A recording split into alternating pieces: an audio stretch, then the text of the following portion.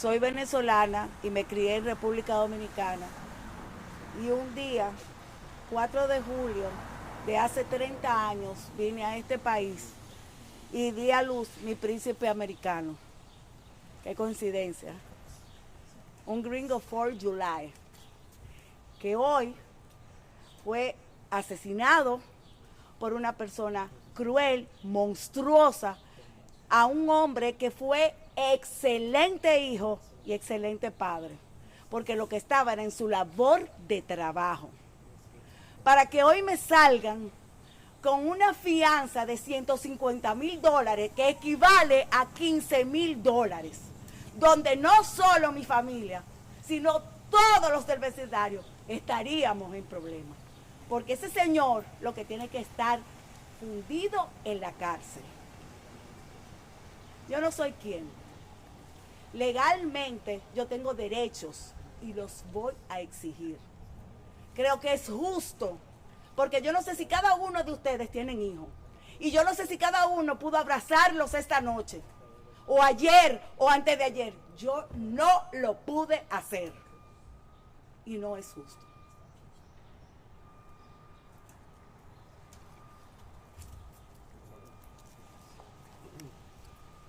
Ladies and gentlemen, I want to thank each and every one of you for being out here today. You just heard from Rachel Canelon, that was Carlos Aybar's mother, and she gave a very impassioned speech today. She's very upset that the bond amount for Devin Smith, the man that brutally killed her son, was set at $15,000. The amount is $150,000, but as everyone knows, he's only required to put up $15,000. Devin Smith is an individual that lived here at the Mark, and for several days, for several weeks, and for several months before April 21st, 2023, he terrorized many of the tenants that lived here through his actions and through his words. And he also owned a pit bull that bit one of the leasing agents here and one of the security officers that patrols the exterior shops located on the other side of the building. Mr. Smith not only terrorized the tenants here, the tenants are in complete fear of living here. I've spoken to about 12 of them, and they're afraid that once Mr. Smith gets out of jail with that low bond, that he's going to come back here and he's going to pick up where he left off. In fact, some of the tenants have rented hotel rooms because they don't feel safe here. Now, for days, months leading up to Mr. Aybar's death at the hands of Mr. Smith, numerous complaints were made by several tenants, not only to the apartment complex, but the authorities were called on Mr. Smith on numerous occasions. Numerous occasions, time after time, nothing was done. The only thing that the management company did was they placed a notice to vacate, but they didn't initiate eviction proceedings until it was too late. This is a simple case of too little, too late. Not enough was done to get Mr. Smith evicted from the apartment complex, and it's unfortunate that it took something this tragic to get everybody's attention about Mr. Smith's conduct. And the family is terrified. They're afraid that he's going to get out and he's going to pick up where he left off. I want to thank everyone for being here. My law partner, Mr. Gonzalez, is going to say a few words about Mr. Aybar, and will also be available for questions as well. And then Rebecca Canelon is Mr. Aybar's aunt, and she also has a few words. Thank you. Good afternoon, everyone. Like my partner said, we thank you for being here, and the family thanks you because they want you to know the story. They want you to know who Carlos was, how great he was. Tarrant County lost a hero in April 21. Somebody trying to protect the life of a younger woman in the same apartment complex on 7th Street. That was Carlos. a father to a 4-year-old. He would help whoever needed. Wonderful man. And we want to make sure that you'll know his story and that this doesn't happen again, not at the Mark, but ever in Tarrant County.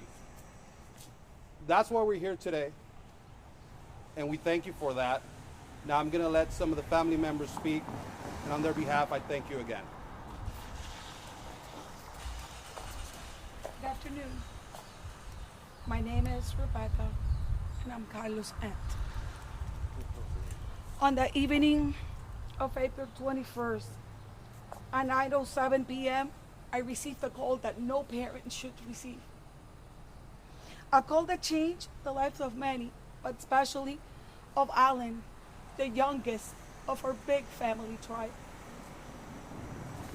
And of my sister Rachel, a loving mother who has taken pride of joy of her one and only son. Carlos is no longer among us. Victim of a hideous, senseless act of violence at his work of place. Here, that could have been prevented. His life was taken by a man named Devin Smith. Do not forget this name. A resident at the Marquee apartment complex where Carlos worked as maintenance and reside as well. We as family were seeking justice. However, at the moment, we cannot even mourn Carlos, our hero, due to the fact that we are tormented by the possible release of this despicable monster. We beg all of you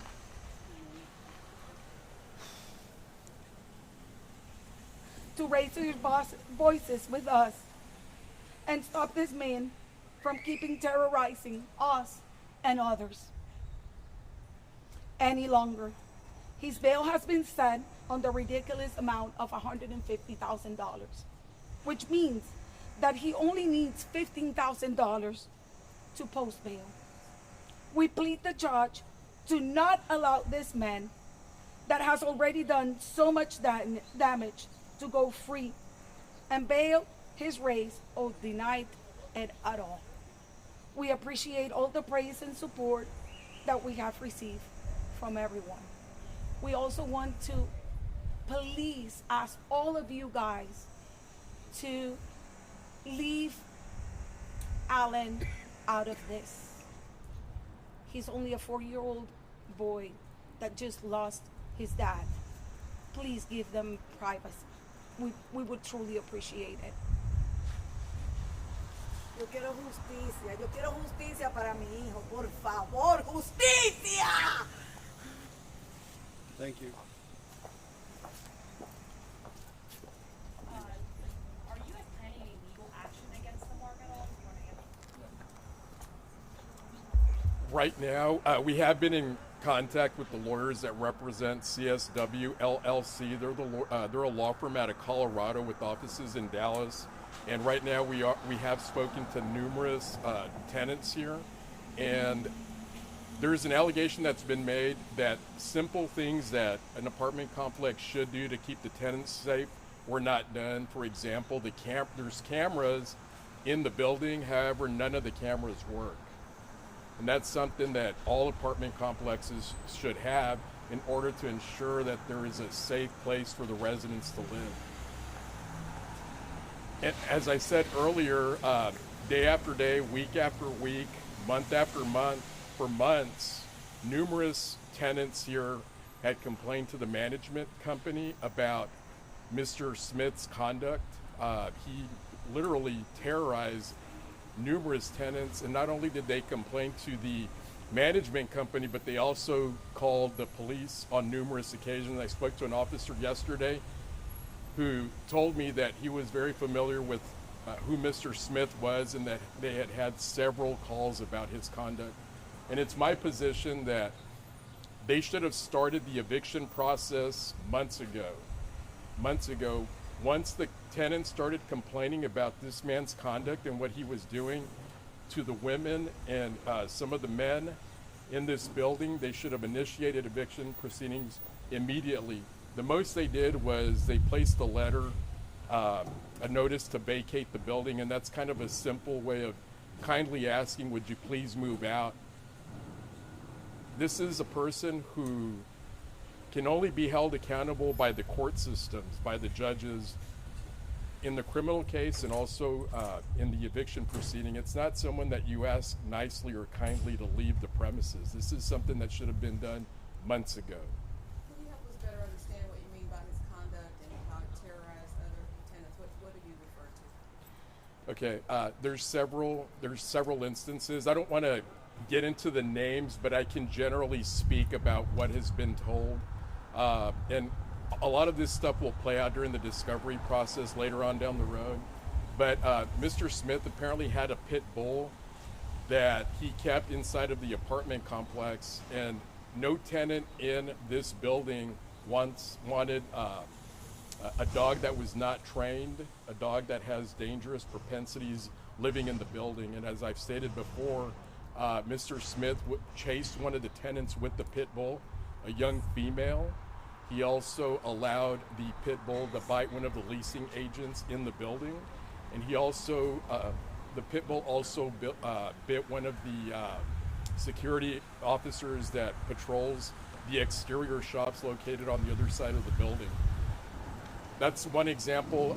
It's also known that Mr. Smith was smoking pot and doing illegal substances in the building.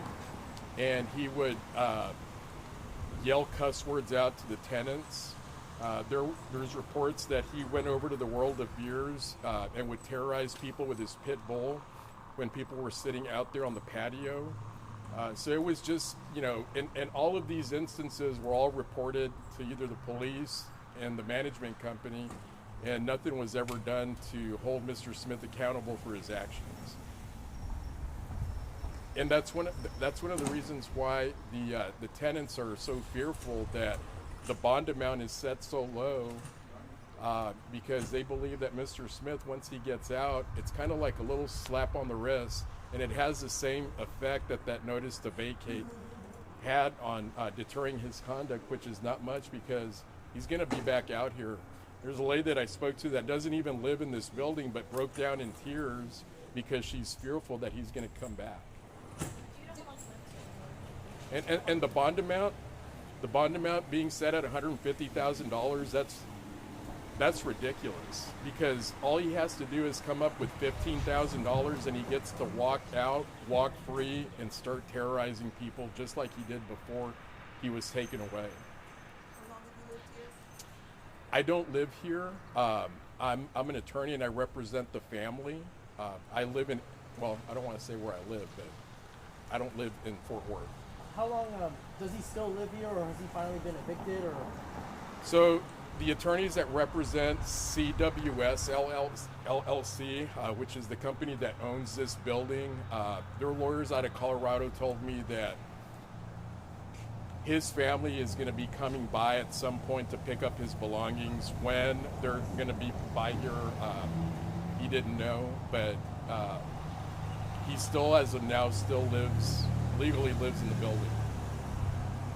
Any of those incidents you mentioned that were reported to police, was there an outcome? Was he ever arrested, cited, anything? I don't have access to those documents yet. It's my understanding that reports were made and follow-ups were made, but in terms of him being arrested or cited or held accountable in any way, I don't have any information on that as of yet. I was just retained by the family 2 days ago on this case, but I have spoken to about 12 residents that live in this building, and I've spoken to the managers over at World of Beers, which is located on the other side of the building. And Mr. Smith's conduct was not just limited to this building. He terrorized people basically on this whole block. People. Yeah, people that would frequent the restaurants and the shops. So he this seems to be a very pleasant area to live in, but Mr. Smith's conduct and the failure of the management company to get him out of here made this haven a miserable place for people to live, and that's just my conversations with some of the tenants here. Would it be accurate to say that legal action is imminent by your team on behalf of the family? Well, you know, right now we're still gathering information. Once we have all of the information and we've been able to evaluate all the information, then we'll initiate legal proceedings, and that could be within the next 60 days. I want to make sure that when I do initiate legal proceedings, I have all of the information available so that I can file a pleading with the court that's accurate.